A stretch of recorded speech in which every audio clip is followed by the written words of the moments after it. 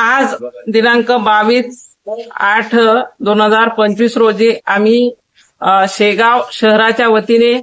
हे निवेदन देत आहोत की जळगाव जिल्ह्यामध्ये एक छोट्याशा गावामधला मुलगा जो आहे आपला पोलीस भरतीमध्ये गेला असताना एका कॅफेमध्ये त्याला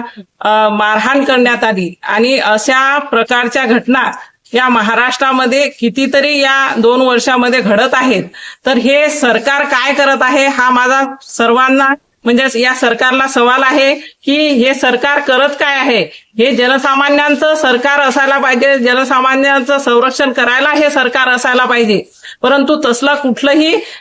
कार्य हे सरकार करताना दिसत नाही. तर मी या सरकारचा जाहीर निषेध करते आणि जे काही आरोपी असतील या आरोपींना त्वरित फाशी देण्यात यावी आणि सुलेमानच्या